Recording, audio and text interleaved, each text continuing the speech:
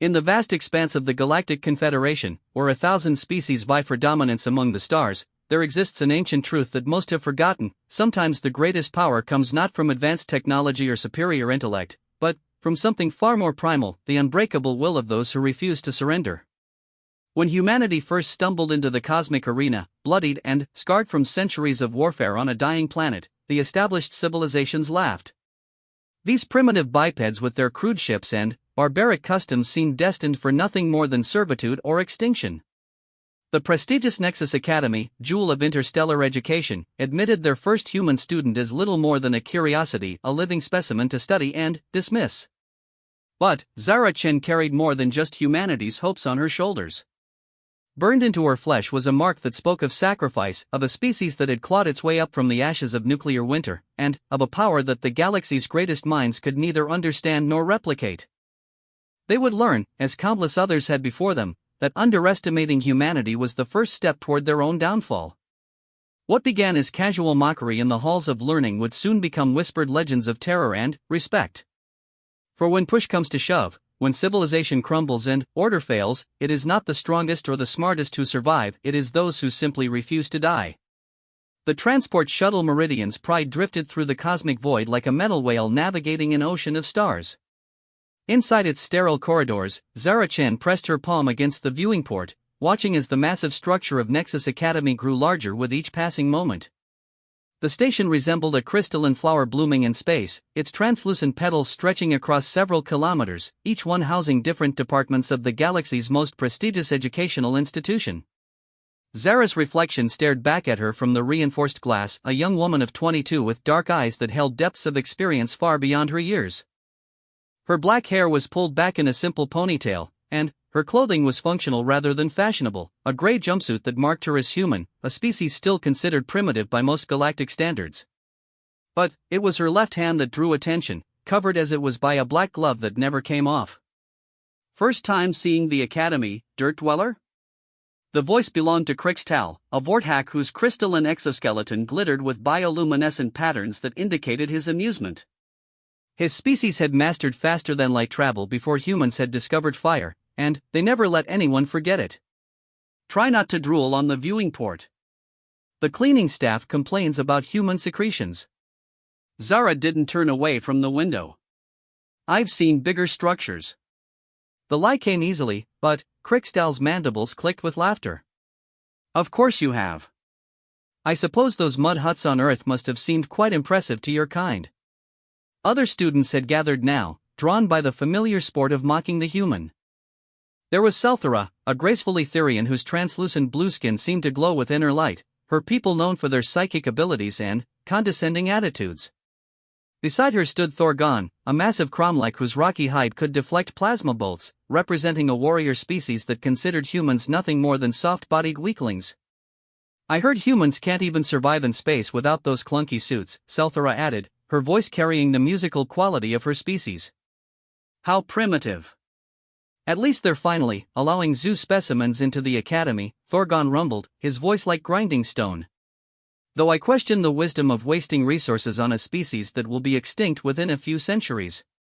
Zara finally turned from the window, her expression calm. "Your people said the same thing about the Drakmari Empire. How did that work out for them?" The casual reference to the Cromlech's greatest military defeat sent a ripple of tension through the group. The Drakmari had been a client species of humanity, trained in guerrilla warfare tactics that had allowed them to topple an empire that had stood for 3 millennia. It was one of the few times humans had made headlines in galactic news, though most species preferred to ignore the implications. Thorgon's rocky features darkened. "The Drakmari were lucky. They caught us during a period of civil unrest." "Funny how human allies always seem to get lucky like that," Zara replied, then returned her attention to the approaching station. The docking procedure took another hour, during which the other students maintained a careful distance from Zara. She could hear them whispering in their native languages, no doubt sharing whatever rumors they'd heard about humanity's recent activities in the Outer Rim. The truth was worse than most rumors, but Zara saw no reason to enlighten them. Nexus Academy's docking bay was a marvel of engineering, capable of handling vessels from hundreds of different species. Gravity generators maintained Earth-standard conditions in most areas, though various sections were adjusted for species with different environmental needs. The architecture was a blend of artistic beauty and practical function, with soaring arches of crystallized energy supporting structures that seemed to defy conventional physics. As the students disembarked, they were met by Professor Veltar, a tall Quenthian with pale gray skin and large, dark eyes that held the wisdom of centuries. His species was known for their diplomatic skills and their role as neutral mediators in galactic conflicts. He wore the flowing robes of an academy instructor, marked with insignia that indicated his rank as Dean of Xenological Studies. "Welcome, new students, to Nexus Academy," Professor Veltar began, his voice carrying easily across the docking bay. "You represent the finest minds of your respective species, selected for your potential to contribute to the greater understanding that binds our galactic community together." His eyes swept across the group, lingering for a moment on Zara before continuing. "Here, you will study not only the technical and scientific knowledge of our civilization, but also learn to appreciate the diversity that makes our confederation strong. You will be challenged, you will be tested, and some of you may fail. But those who succeed will graduate as citizens of the galaxy, prepared to take your place among the stars." The orientation continued with a tour of the Academy's various sections. The students were shown the vast libraries that contained the accumulated knowledge of 1,000 worlds, laboratories equipped with technology that could manipulate matter at the quantum level, and simulation chambers that could recreate any environment in known space. Throughout the tour, Zara remained quiet, observing everything with the careful attention of someone who understood that knowledge was survival. It was in the central plaza, a massive open space at the heart of the station, that the first real incident occurred. The plaza was designed to accommodate students from all species, with different atmospheric zones and gravitational fields adjusted to individual needs. At its center stood a monument to the founding of the Galactic Confederation, a crystalline structure that told the story of how various species had come together in peace after millennia of warfare. Zara was studying the monument's inscriptions, noting which species were mentioned and which were conspicuously absent, when Crixtal approached with several of his friends. The Vorthack had clearly been building up to this moment throughout the tour. "Tell me, human," Crixtal said, loud enough for other students to hear, "what exactly qualifies your species for admission to the Academy? Your technology is centuries behind ours. Your understanding of physics is primitive. Your lifespans are so short you barely have time to learn anything useful." A crowd was gathering now, students from various species pausing to watch the confrontation. This was a familiar ritual in academy culture, the establishment of social hierarchy through intellectual dominance. Zara had expected it, even prepared for it, but that didn't make it any less dangerous. "I'm here on merit," she replied simply. Crixtal's bioluminescent pattern shifted to indicate contempt. "Merit? What merit could a human possibly possess? Your species hasn't contributed a single significant discovery to galactic science. You've never produced a work of art that speaks to the universal condition. You've never even managed to achieve true peace on your own world." "That's not entirely accurate," Zara said, her voice remaining level despite the growing hostility around her. "Humans have made several contributions to galactic knowledge." "Such as?" This came from Yadash, an insectoid Zephyrian whose compound eyes reflected the plaza's lights and patterns that indicated aggressive curiosity. Zara considered her options carefully.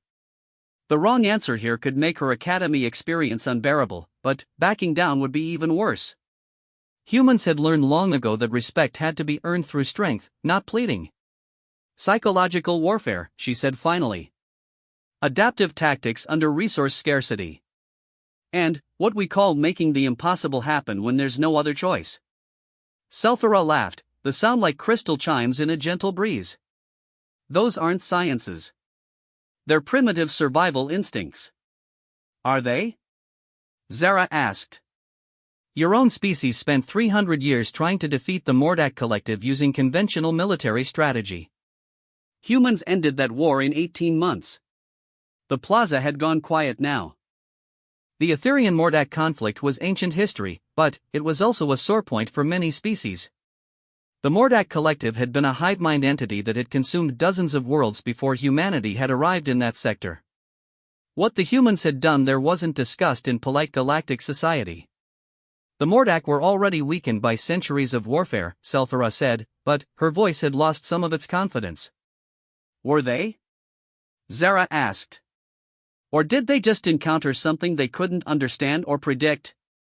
Before anyone could respond, Professor Veltar's voice cut through the tension. Students, please report to your assigned dormitories. Orientation will continue tomorrow morning. As the crowd began to disperse, Crixtal leaned closer to Zara. Whatever your species did in the Outer Rim doesn't matter here, human. This is a place of learning, not warfare. Your primitive instincts won't serve you. Zara met his compound eyes steadily. We'll see. The dormitory assignment placed Zara in a standard accommodation module designed for humanoid species. The room was small but functional, with a sleeping alcove, study area, and basic hygiene facilities. A large window offered a view of space, with the distant glow of various star systems visible against the cosmic darkness. As she unpacked her few belongings, Zara's mind wandered to the events of the day. The academy would be challenging in ways beyond the academic curriculum. She was representing not just herself, but her entire species, and the weight of that responsibility was heavier than the gravity generators that kept her feet on the floor. A soft chime indicated an incoming message on the room's communication system. The holographic display showed Professor Veltar's image. Miss Chen, please report to my office tomorrow morning before classes begin. There are matters we need to discuss regarding your placement at the academy. The message ended, leaving Zara alone with her thoughts.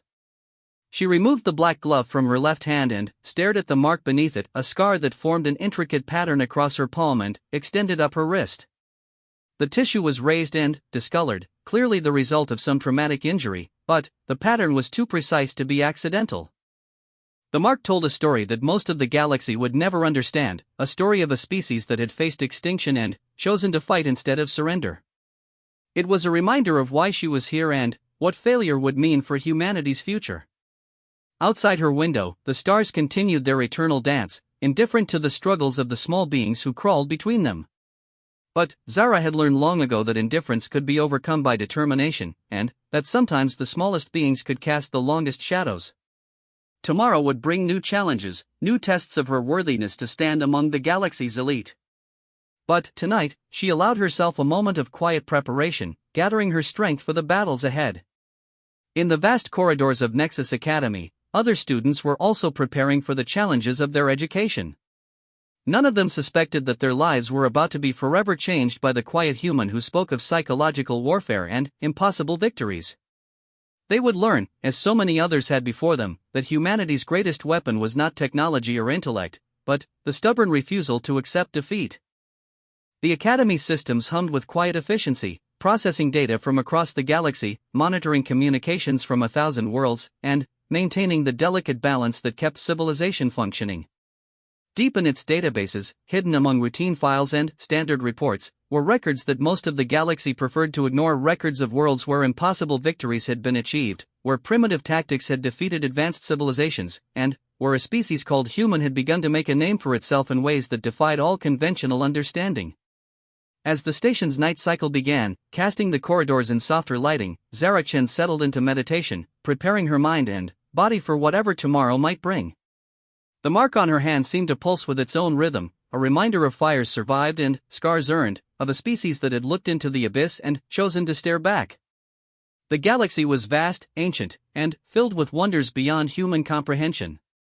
But it was also filled with opportunities for those brave enough to seize them, and Zara Chen had not come this far to fail now.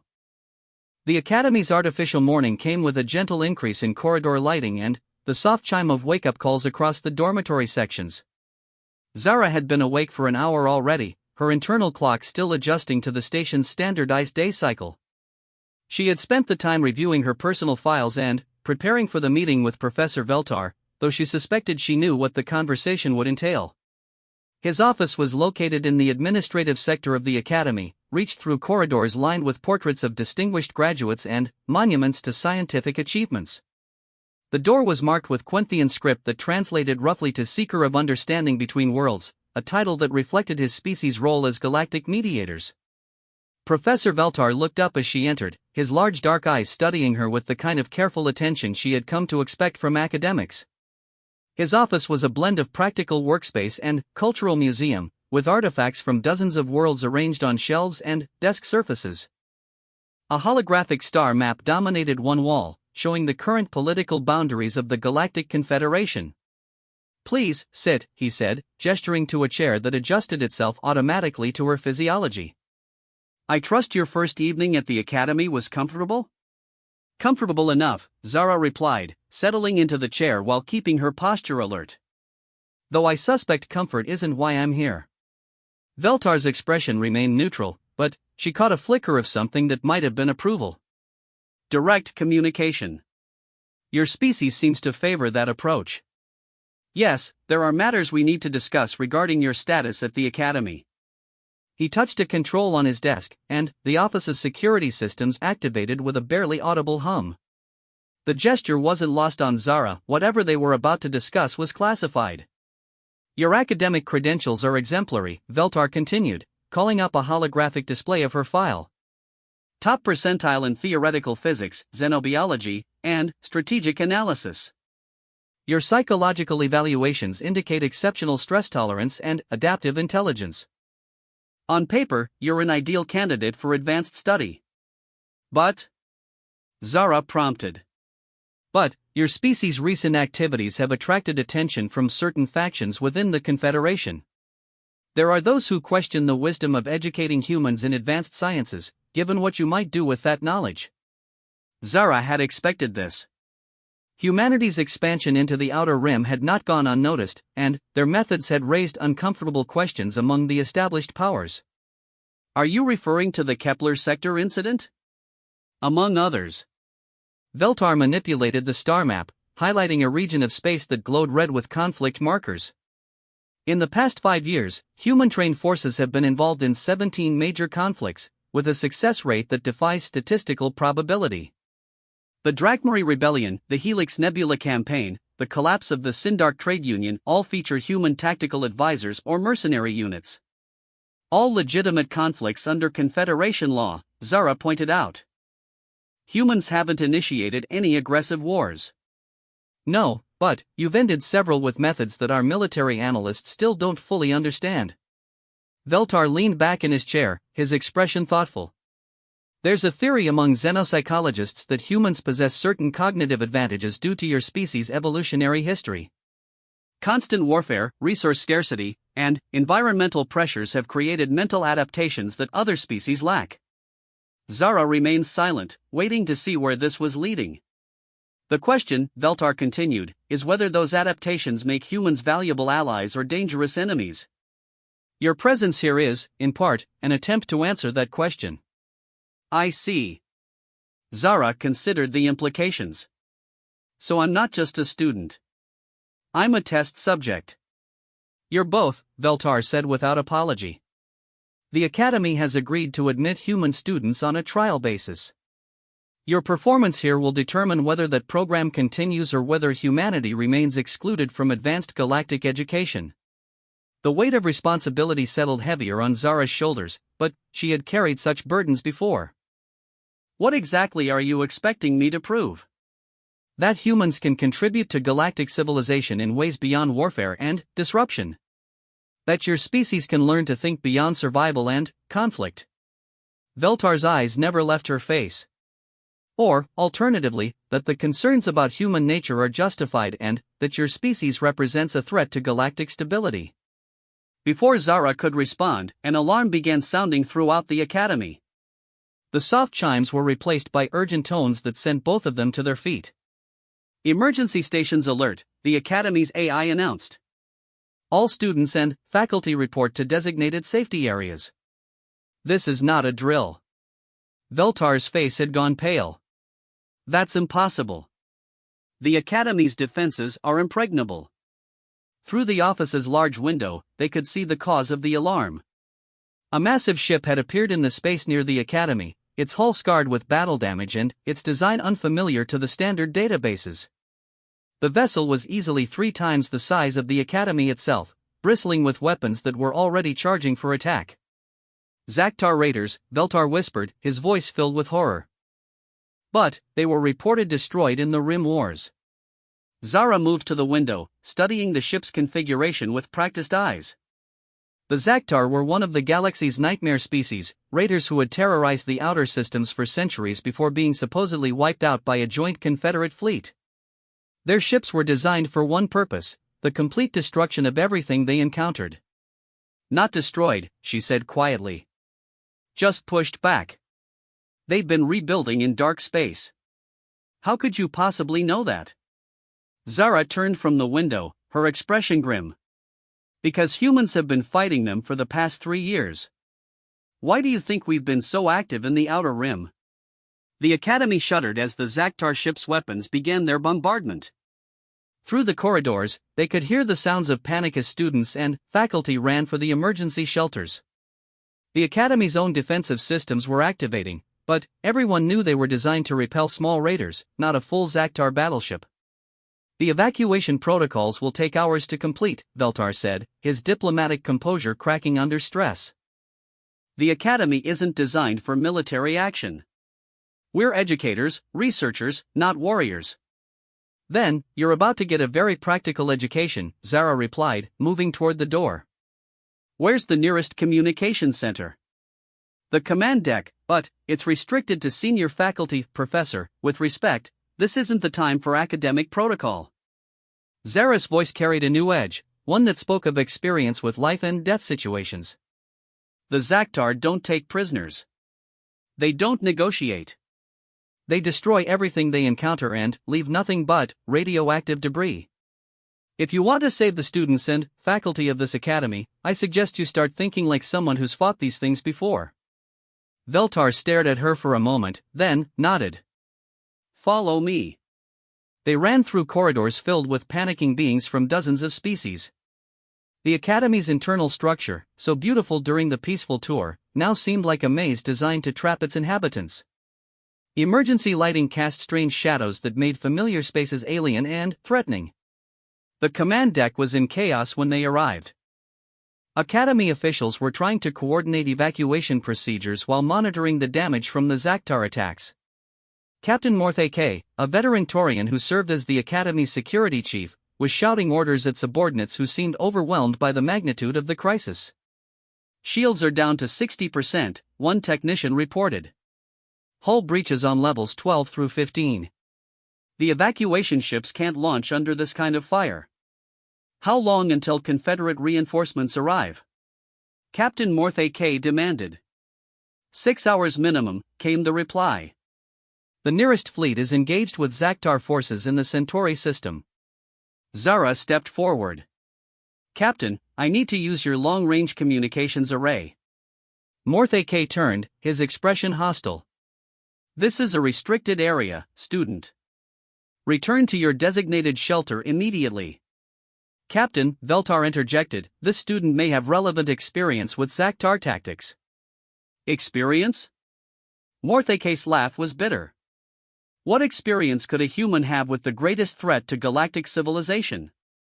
Instead of arguing, Zara moved to the communications console. The technician started to protest, but she had already activated the system and was inputting coordinates from memory. Human vessel Prometheus, she spoke into the transmitter. This is Zara Chen, authorization code Omega 77 Alpha. Emergency situation at Nexus Academy. Request immediate assistance.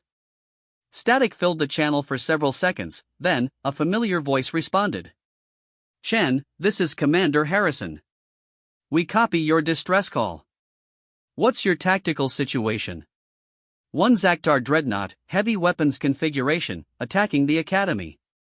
Shields failing, evacuation in progress but incomplete. Estimated destruction in less than 2 hours. Understood. Prometheus is 40 minutes out, but we're running silent to avoid detection. Can you hold that long? Zara looked around the command deck, taking in the faces of beings who had never faced real combat, then, at the tactical display showing the Academy's steadily failing defenses. We'll have to. Captain Morthe K. had been listening to this exchange with growing disbelief. How is a human vessel able to respond faster than Confederate forces? Because we've been hunting Zaktar for months, Zara replied, already moving to the tactical station. And because we know how they think. She began working at the controls, her fingers moving with practiced efficiency across systems that should have been unfamiliar to her. The Academy's defensive grid responded to her commands, weapons that had been firing in random patterns suddenly, focusing their attacks on specific points of the Zaktar ship. "What are you doing?" demanded the Taurian captain. "Buying time," Zara replied without looking up. Zaktar ships have redundant shield generators, but they're clustered in predictable locations. If we can overload their primary grid, it'll force them to redistribute power from weapons to defense. The Academy's weapons began targeting the sections Zara had identified, and, within minutes, the Zaktar ship's bombardment began to weaken. It wasn't much, but it gave the evacuation teams precious extra time. "How did you know that?" Veltar asked quietly. Zara finally looked up from the controls, and, for the first time since arriving at the Academy, she removed the black glove from her left hand. The mark beneath was clearly visible now, a complex pattern of scar tissue that seemed to pulse with its own inner light. "Because I've been inside one of their ships," she said simply. The command deck fell silent except for the sounds of ongoing combat and evacuation procedures. The mark on Zara's hand was unlike anything they had seen before, clearly the result of some kind of energy weapon, but the pattern was too precise to be accidental damage. "The Kepler sector incident," Veltar said, understanding dawning in his eyes. "You were there." "We were all there," Zara replied, pulling her glove back on. "Every human who's graduated from the Outer Rim Academy carries one of these marks. It's how we recognize each other, and it's how we remember what we learned." Before anyone could ask what that meant, the Academy shuddered under a new barrage of weapons fire. The Zaktar ship had adapted to their defensive tactics and was pressing its attack with renewed fury. "Shields down to 30%, a technician reported. Hull breaches spreading to the residential sectors." Zara moved to another console, this one controlling the Academy's internal systems. "How many students are still in the evacuation zones?" "Nearly 3,000, Captain Morthake replied. "The transport ships can't dock while we're under attack." "Then, we need to change the terms of engagement." Zara's hands flew over the controls, accessing systems that most Academy personnel didn't even know existed. "Professor Veltar, I need you to authorize Emergency Protocol 77 Delta." "That protocol doesn't exist," Veltar said, confusion evident in his voice. "It does now." Zara turned to face him, and her expression was no longer that of a student seeking education. This was the face of someone who had seen civilizations burn and had learned to fight fire with fire. Every institution in the Confederation has hidden protocols for situations like this. The Academy's protocol involves overloading the reactor core and turning the station into a weapon. The implications of what she was suggesting sent shockwaves through the command staff. Using the Academy as a weapon would mean certain death for everyone aboard, but it might also take the Zaktar ship with them. "You're talking about suicide," Captain Morthake said. "I'm talking about tactics," Zara replied. "The Zaktar understand strength and sacrifice. If they believe we're willing to die to deny them victory, they'll reassess their attack strategy. And if they don't? Then, we all die anyway, but we take them with us." Zara turned back to the controls. "Professor, I need that authorization now." Veltar stood frozen for a moment, weighing the impossible choice between certain death and probable death.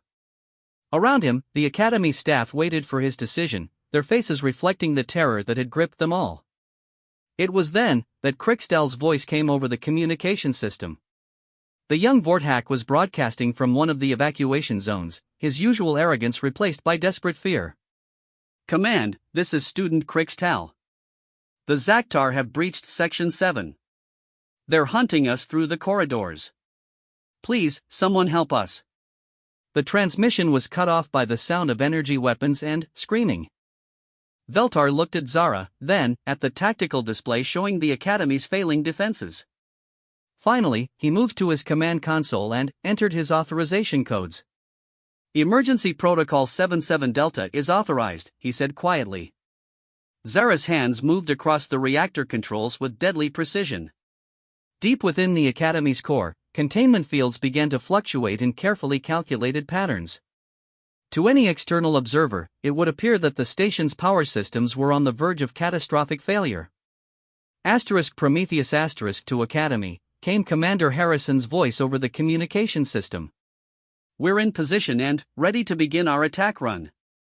Can you maintain your current defensive posture for 10 more minutes? Negative, Prometheus, Zara replied. Reactor containment is failing. We have maybe 5 minutes before complete core breach.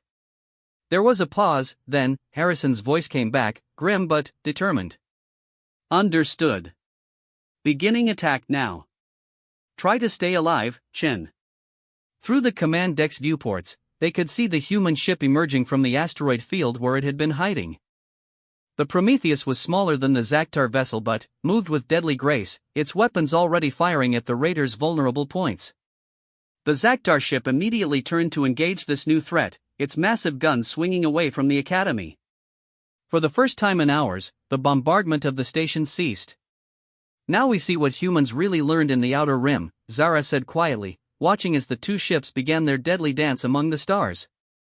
The battle between the Prometheus and the Zaktar dreadnought was unlike anything the Academy's inhabitants had ever witnessed. Where galactic naval doctrine emphasized formation fighting and overwhelming firepower, the human ship moved like a predator stalking prey through the asteroid field. It would appear from cover, deliver precise strikes at critical systems, then vanish again before the massive raider could bring its weapons to bear. Impossible, Captain Morthake breathed, watching the tactical display. That human ship is outnumbered and outgunned by a factor of 50 to 1. They should be dead already. Should be, Zara agreed, her attention split between the external battle and the Academy's internal systems. But the Zaktar are thinking like traditional naval commanders. They're expecting the Prometheus to fight like a proper warship. What else would they fight like? Professor Veltar asked, his diplomatic training struggling to comprehend the unorthodox tactics playing out before them. Like humans, Zara replied simply.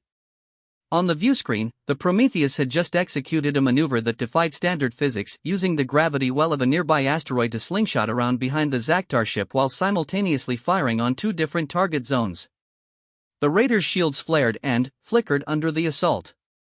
Their targeting is too precise, observed Commander Theklan, the Academy's head of stellar navigation. They're hitting systems that most species don't even know exist on Zaktar vessels. Zara's hands never paused in their manipulation of the Academy's systems, but she answered without looking up. Hard-earned knowledge.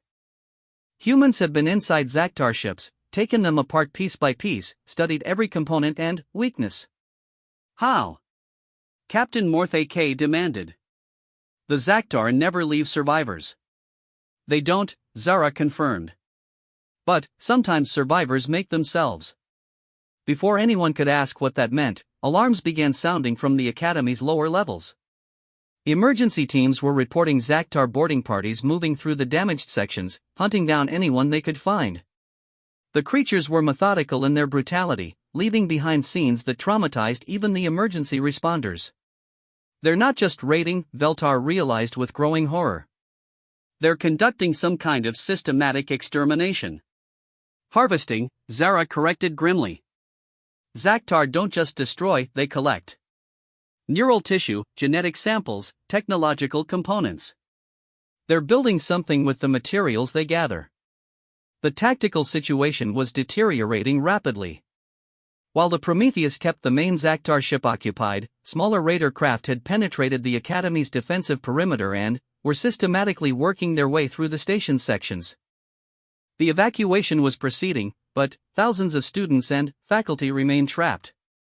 "We need to get those people out of there," Captain Morthake said, but his voice carried the helplessness of someone facing an impossible situation. "The transport ships can't dock while those raider craft are active," Commander Theklan reported. "And our security forces are no match for Zaktar ground troops." Zara looked up from her console, studying the faces around her. These were beings who had dedicated their lives to learning and teaching, not warfare and survival. They possessed vast knowledge of science and philosophy, but they had never been tested by the kind of desperate situations that had forged humanity's character. "There is another option," she said quietly. What kind of option? Veltar asked, though his tone suggested he already feared the answer. Instead of replying immediately, Zara activated the Academy's general communication system. Her voice echoed through every corridor and chamber of the massive station. Attention all students and faculty. This is Zara Chen. The Zaktar boarding parties are moving systematically through levels 1 through 15, section by section. They will reach the main evacuation zones within the hour. Panic spread through the academy as her words reached the trapped survivors. But Zara wasn't finished.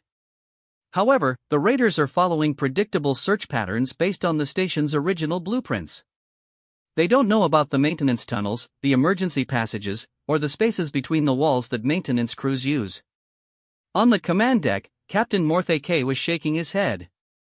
Those passages are barely wide enough for a single person. Most species can't fit through them, and they don't lead to the evacuation zones. They lead to something better, Zara replied, then continued her broadcast. I'm uploading route maps to your personal devices now. These passages will take you to the Academy's primary maintenance bay, which has direct access to space. More importantly, it has tools and materials that can be weaponized. The word sent a chill through the command staff. Weaponized. It was a concept that most Academy personnel had never seriously considered. We're not warriors, Professor Veltar protested. We're scholars, researchers, teachers. We don't know how to fight. You know how to learn, Zara replied. And, right now, that's what matters most. She turned back to the communication system. Students, I know this isn't what you came here to study. But, the Zaktar don't care about your academic specializations or your species' contributions to galactic culture. They see only resources to be harvested. Through the Academy's internal sensors, they could see students and faculty beginning to move. Some were following Zara's routes toward the maintenance bay, while others remained paralyzed by fear or confusion. The choice is simple, Zara continued. You can wait for rescue that may never come, or you can learn what humans have always known, that sometimes survival requires you to become something you never thought you could be. Krikstal's voice came over a private channel to the command deck. The young Vorthak had managed to reach one of the maintenance areas and was whispering to avoid detection. Chen, there are Zaktar moving through Section 12. They've got some kind of scanning equipment, looking for life signs. What do we do? Zara switched to the same private channel. How many of you made it to the maintenance bay? About 200. Mix of species, mostly first-year students. They're scared out of their minds. Good. Fear keeps you alive if you use it correctly. Zara pulled up schematics of the maintenance bay on her display. You see the industrial fabrication units in the northeast corner? Those can be reprogrammed to produce simple weapons and defensive equipment. We don't know how to reprogram industrial fabricators for weapons production, came Selthara's voice, tight with stress. Then, you learn. Fast. Zara's tone brooked no argument. Thorgon, your people have military training in your genetic memory. You remember how to fight, even if you've never had to do it personally.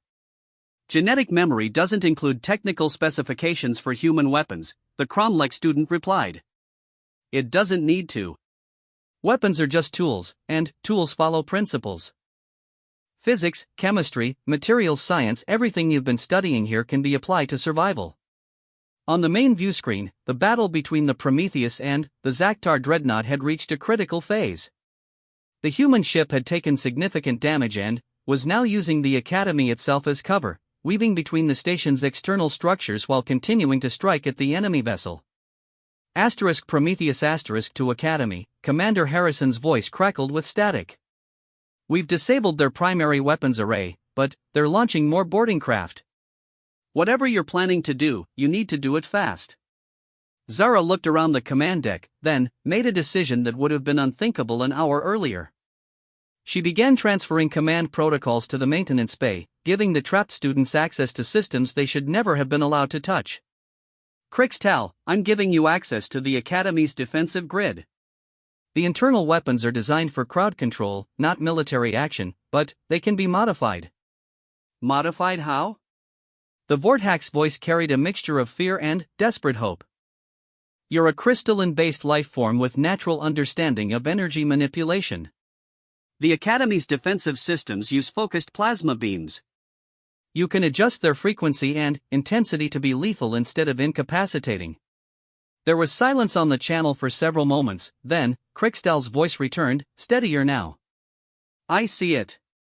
The frequency modulation controls are in the power distribution nodes. That's right. Selthara, your psychic abilities give you enhanced spatial awareness. You can coordinate the defensive grid to create overlapping fields of fire. I've never used my abilities for violence, the Etherian protested. You're not using them for violence, Zara corrected. You're using them for survival. There's a difference, and understanding that difference is what separates the living from the dead. Through the Academy's sensors, they could monitor the students' progress.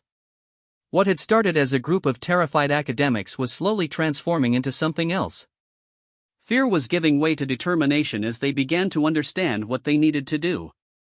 Chen, came Thorgan's deep voice, we've got the fabrication units producing basic weapons, but the Zaktar are getting closer. We can hear them cutting through the bulkheads 3 sections over. Then, it's time for your first practical lesson in human tactics, Zara replied. You don't wait for the enemy to come to you. You go to them. The suggestion sent a wave of shock through the maintenance bay. Attack? These were students who had never faced violence in their lives, being asked to become predators. We can't, Selthara's voice was barely a whisper. We're not killers. Neither were humans, originally, Zara said quietly. We were herbivorous primates living in trees. But, when survival was on the line, we learned to adapt. We learned to hunt. We learned to fight. We learned to win. She paused, then continued with deadly certainty. The Zaktar are expecting to face panicked academics running through corridors. They're not expecting organized resistance using tactics they don't understand. Give them something they've never encountered before. What do we give them? Krikstal asked. Zara's smile was visible even through the audio channel. Give them humans. Or at least, give them what humans would do in this situation. She began outlining tactics that no academy textbook had ever contained. Ambush techniques developed in urban warfare. Psychological operations designed to break enemy morale. Resource denial strategies that turned the academy's own systems into weapons. The Zaktar are used to overwhelming force winning battles, she explained. They don't know how to respond to opponents who refuse to fight fair.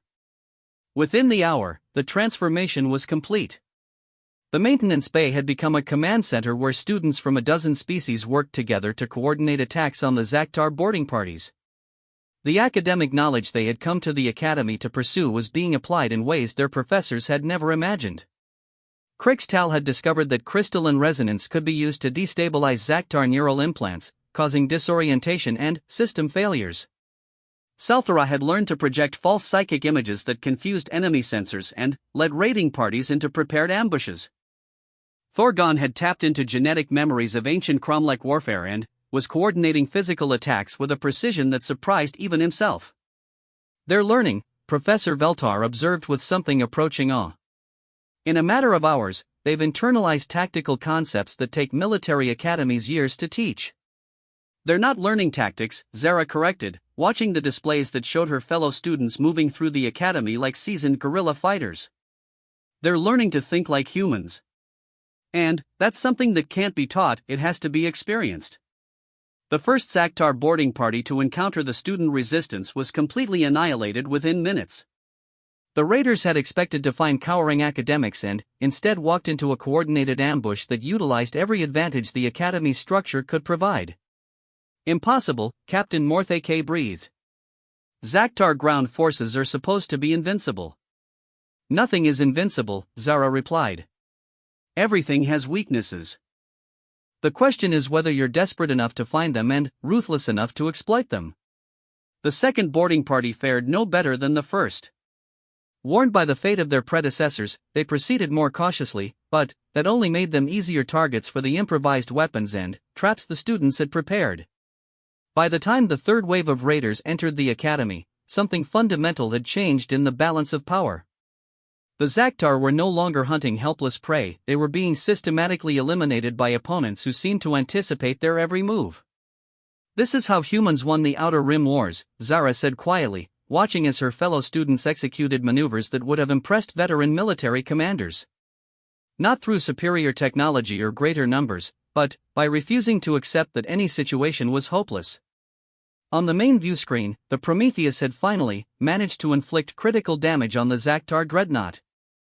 The massive raider was losing power and beginning to drift toward the nearby star system's gravitational well. But the battle was far from over, and the hardest test was yet to come. The Academy's corridors had become a labyrinth of death and ingenuity. Where once students had walked peacefully between classes, now improvised battlefields stretched through multiple sections. The transformation was complete. Beings who had arrived as scholars were now fighting with a ferocity that matched anything in galactic military history. Zara monitored the situation from the command deck while simultaneously coordinating the Academy's defenses. The students' success against the Zaktar boarding parties had bought them time, but she knew the reprieve was temporary. The enemy dreadnought, though damaged, was preparing for a final assault that would overwhelm even their improvised resistance. "Chen," came Krikstal's voice over the communications channel, "we've cleared sections 7 through 12, but the Zaktar are regrouping near the central hub. They've got some kind of heavy weapons platform with them now." "How heavy?" Zara asked, though she suspected she already knew the answer. "Heavy enough to level half the station if they get it positioned correctly," Thorgan's deep voice replied. "My genetic memories are screaming warnings about this type of weapon. It's designed to crack planetary fortifications." Through the Academy's internal sensors, Zara could see the device the students were describing. It was a Zaktar siege engine, a weapon that converted matter directly into destructive energy. The raiders had apparently brought it aboard as insurance against exactly the kind of resistance they were now facing. "Professor Veltar," she said, turning to the Quenthian diplomat, "I need you to authorize the release of the Academy's deep archives." "The deep archives are classified beyond your security level," Veltar replied automatically, then caught himself. "Though I suppose standard protocols hardly apply in our current situation." "What do you need from them?" "Information about Project Lazarus," Zara said quietly. The name sent a chill through the command staff. Project Lazarus was one of the Confederation's most closely guarded secrets, a research initiative that most beings suspected existed but none could prove.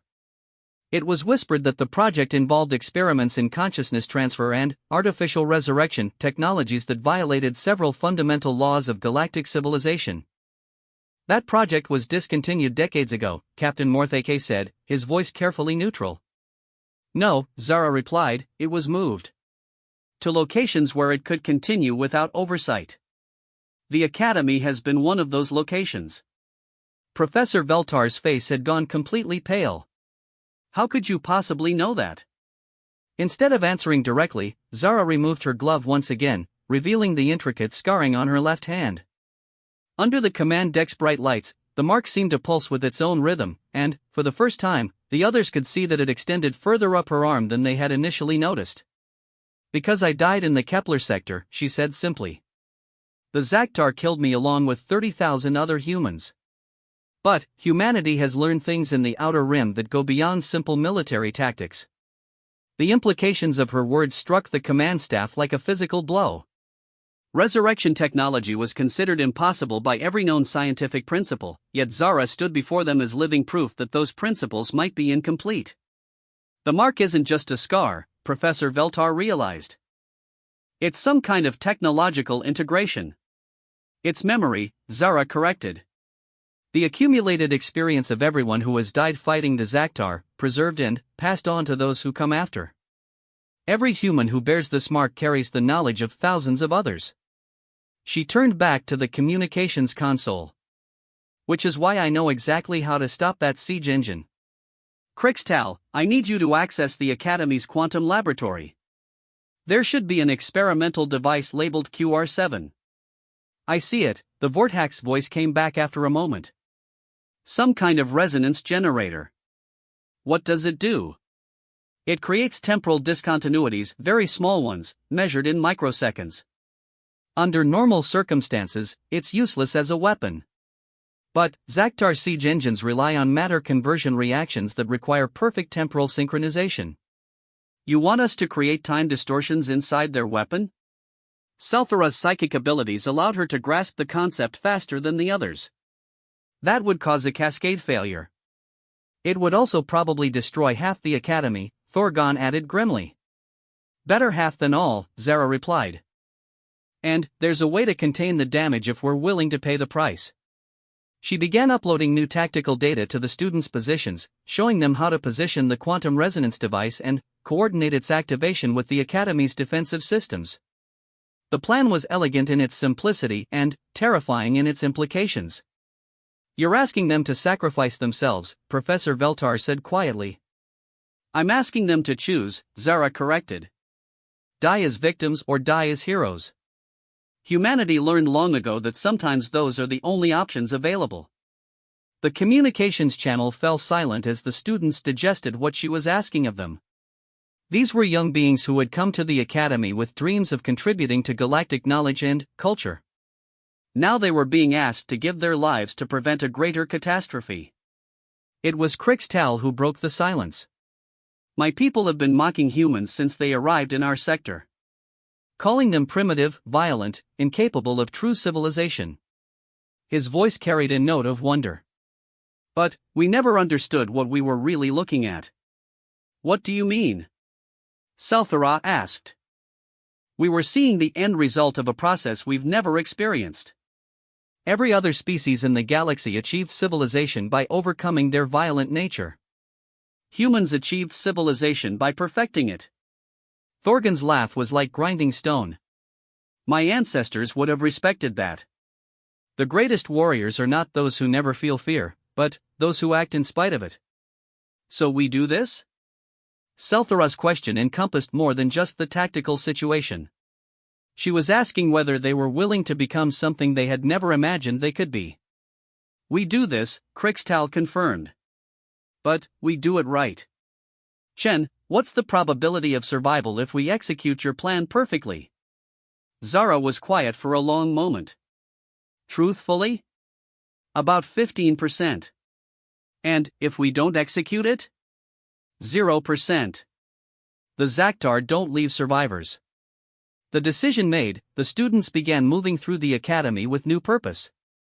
They had accepted the transformation that Zara had offered them, from scholars to warriors, from victims to heroes. The change was more than tactical, it was fundamental to their understanding of themselves and their place in the galaxy. On the main viewscreen, the battle between the Prometheus and the Zaktar dreadnought had reached its climax. The human ship was badly damaged but still fighting, using hit-and-run tactics that kept the larger vessel from bringing its full firepower to bear. But everyone could see that it was a losing battle. The Prometheus was running out of ammunition and maneuvering options. Commander Harrison to Academy, the transmission was filled with static and interference. Our drives are failing and we're losing life support. We can give you maybe 10 more minutes before we have to withdraw or be destroyed. Understood, Prometheus, Zara replied. Stand by for coordinate transmission. We're going to need you to be in a very specific position when we execute our final gambit. She turned to the Academy's tactical station and began calculating orbital mechanics with the precision of someone who had done this before. The plan required split-second timing and perfect coordination between the Academy's defenses, the student resistance, and the damaged human warship. Professor Veltar, I need you to contact Confederate Command and inform them that Nexus Academy is about to demonstrate a new form of warfare. One that combines traditional military tactics with academic innovation. What should I tell them to expect? The diplomat asked. Tell them to expect humans, Zara replied. In the quantum laboratory, Crixtal and the other students were making their final preparations. The resonance device had been modified according to Zara's specifications, its output carefully tuned to interact with Zaktar technology. Around them, the Academy's systems hummed with barely controlled energy as multiple subsystems were pushed beyond their design limits. You know, Selthara said as she helped calibrate the device. When we arrived here, I thought humans were nothing more than violent primitives who had somehow stumbled into space travel. And, now? Thorgon asked. Now I think they might be the only species in the galaxy that truly understands what civilization actually costs, she replied. The Zaktar siege engine was almost in position. Through the Academy sensors, they could see the massive device being maneuvered into the central hub, its energy matrix already beginning to charge. In less than an hour, it would be capable of reducing the entire station to component atoms. All teams, this is Chen. Zara's voice reached every corner of the Academy. Execute Phase 1 in 60 seconds. Remember, timing is everything. The quantum resonance pulse has to hit their siege engine at the exact moment their matter conversion field reaches peak stability. Understood, came the chorus of voices from across the station. Students who had never imagined themselves capable of such actions were now coordinating a military operation with the precision of veteran soldiers. Phase 1, execute now. The Academy's remaining defensive weapons opened fire simultaneously, targeting not the Zaktar forces but specific structural points throughout the station.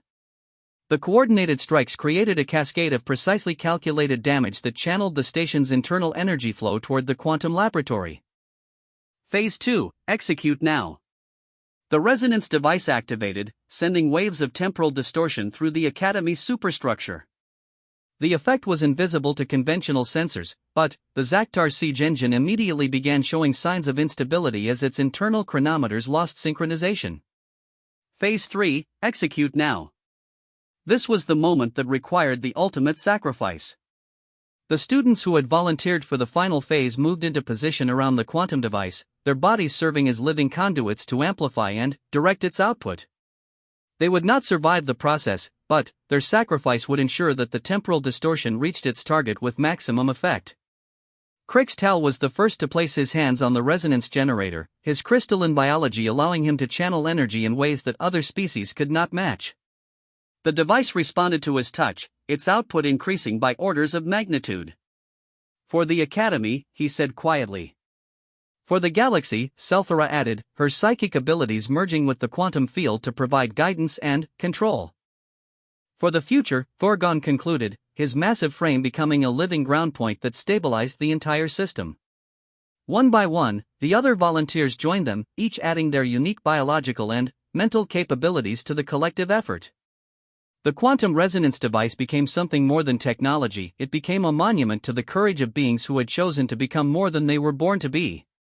The effect on the Zaktar siege engine was immediate and catastrophic. The temporal distortions caused its matter conversion field to collapse inward, creating a cascade reaction that consumed not only the weapon but the entire radar force surrounding it.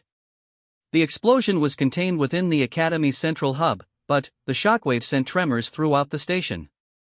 On the command deck, the tactical displays showed the complete destruction of the Zaktar boarding force.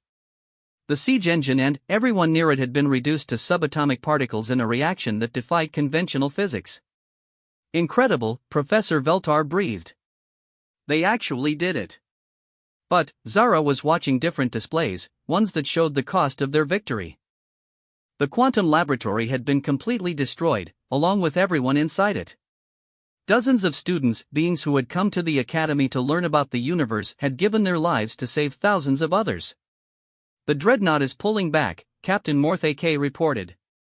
Whatever just happened here has convinced them that the Academy is no longer a viable target. No, Zara said quietly, they're retreating because they've learned something that will change how they approach future conflicts. They've seen what happens when you push humans, and those who learn to think like humans, beyond the breaking point. The Prometheus limped alongside the Academy as both vessels began emergency repairs.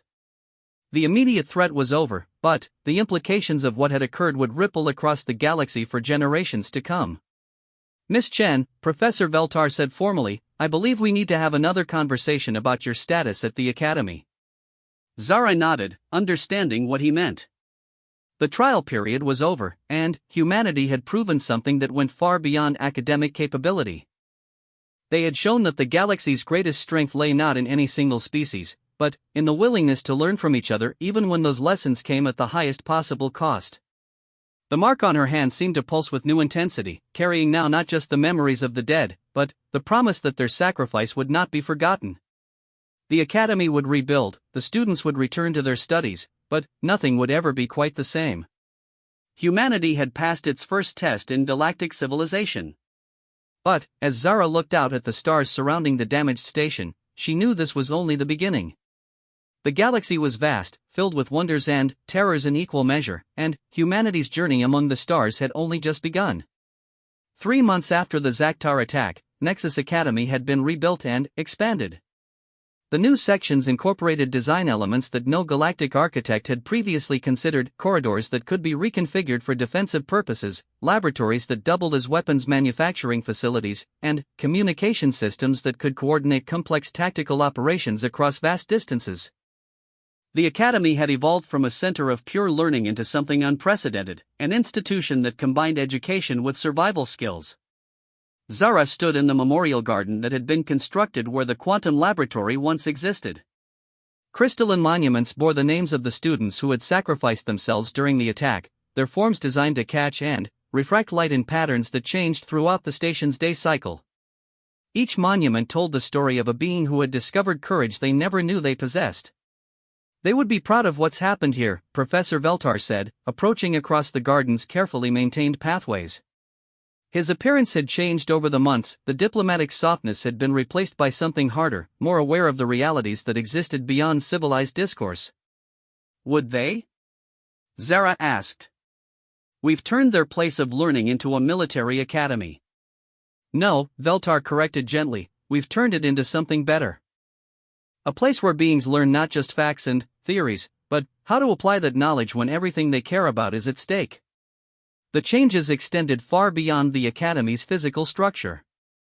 The curriculum now included courses in tactical psychology, emergency resource management, and what the faculty had euphemistically termed practical xenobiology, the study of how to exploit the weaknesses of hostile alien species. Students from across the galaxy competed for admission to programs that would have been considered barbaric just months earlier. But perhaps the most significant change was in the students themselves. Those who had survived the attack carried themselves differently now. They moved with the confident awareness of beings who had faced the ultimate test and emerged victorious. They had learned something that no classroom could teach, that knowledge without the will to use it was merely intellectual decoration. "The Confederate Council has officially approved the expansion of human enrollment," Veltar continued, settling onto one of the garden's benches. 50 new students this term, with more to follow if the program continues to show success." "Success," Zara repeated the word thoughtfully. "I'm not sure our definition of success aligns with theirs." "Perhaps not. But the results speak for themselves. Academy graduates are now sought after by military organizations, exploration services, and research institutions throughout the galaxy. They possess something that traditional education cannot provide. Which is the ability to adapt. To find solutions when conventional wisdom says none exist. To keep fighting when every rational calculation says defeat is inevitable." Veltar paused, his large eyes studying Zara's expression. "The ability to think like humans when the situation demands it." Through the memorial garden's transparent walls, they could see the Academy's new training facilities in operation. Students from dozens of species were engaged in exercises that would have horrified their predecessors: combat simulations, survival training, and tactical planning sessions that prepared them for scenarios no diplomat wanted to contemplate. Yet mixed with these martial pursuits were the traditional academic disciplines that had always defined the Academy. Philosophy classes now included discussions of ethics during wartime. Physics lectures incorporated lessons on weapons design and defensive systems. Even art courses had evolved, with students creating works that explored themes of sacrifice, survival, and the cost of civilization. "The other species are beginning to understand what humanity learned long ago," Zara observed. "That intelligence without strength is vulnerability, and strength without intelligence is futility. But combining them creates something that can face any challenge." "The Zaktar haven't launched another major attack since the incident here," Veltar noted. "Intelligence reports suggest they're reassessing their strategy, possibly even their fundamental understanding of galactic civilization." Zara nodded, But her expression remained troubled. They're learning too. And they have advantages we can't match: unified command structure, single-minded purpose, and no moral constraints on their actions. The next time we face them, they'll be prepared for our tactics. Then, we'll have to develop new ones. We will, Zara agreed. But the cost keeps increasing. Each victory requires greater sacrifices, more desperate measures. Eventually, we might win so many battles that we lose sight of what we were originally fighting to protect. It was an ancient human dilemma, one that had been debated by philosophers and generals throughout their species' history. How do you preserve civilization by becoming uncivilized? How do you protect peace by perfecting war? The questions had no easy answers, but they had to be faced by every generation that chose to survive. A soft chime indicated an incoming message on the Academy's priority communication system. Professor Veltar accepted the transmission, and a holographic display materialized above his wrist communicator. The image showed Admiral Kethron, Supreme Commander of the Confederate Navy, his scarred features bearing the weight of recent defeats. Professor Veltar, Miss Chen, I have urgent news regarding Zaktar activity in the Outer Rim. We've detected a massive buildup of forces in the void sectors, far beyond anything we've previously observed. The implications were staggering. The void sectors were regions of space so remote and hostile that even the Zaktar had rarely ventured there. If they were massing forces in those areas, it suggested a level of strategic planning that went far beyond their previous random raids. How massive? Zara asked.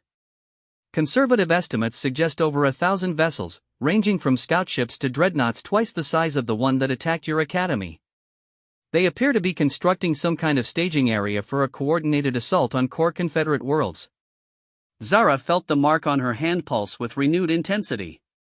The collective memory it carried was processing the Admiral's information, comparing it to patterns observed during humanity's previous encounters with the Raiders.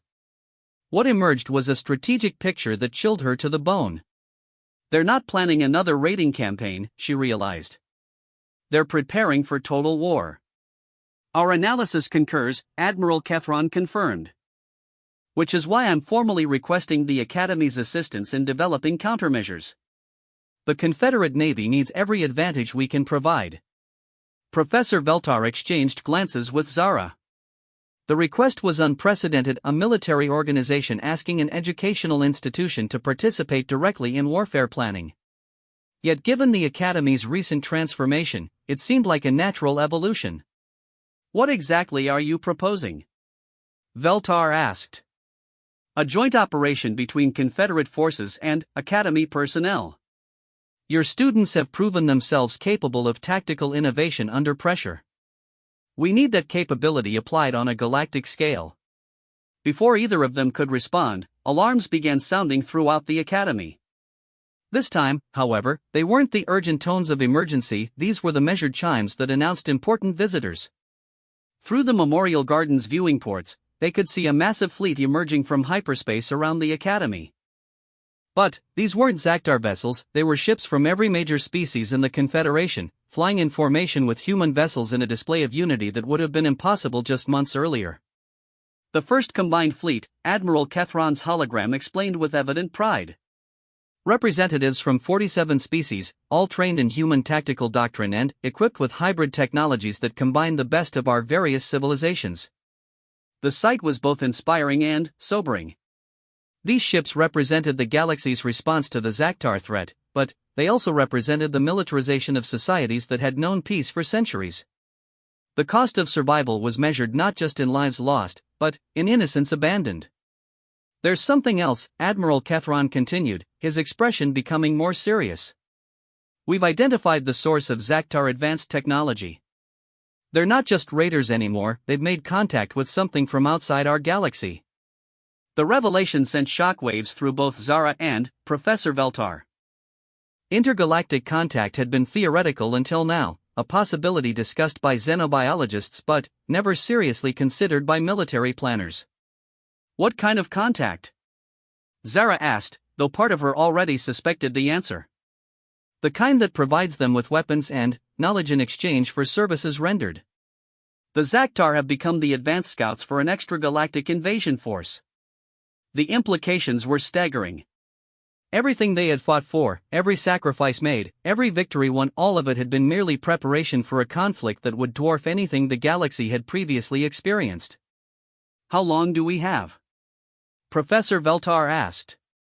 "According to our intelligence, the full invasion fleet will arrive within 6 months. After that, every world in the galaxy will be at risk." Zara looked around the memorial garden, at the monuments to students who had died believing their sacrifice would protect future generations. Now she understood that their battle had been just the opening skirmish in a war that would determine whether galactic civilization survived or was consumed by forces from the cosmic void. "What do you need from us?" she asked.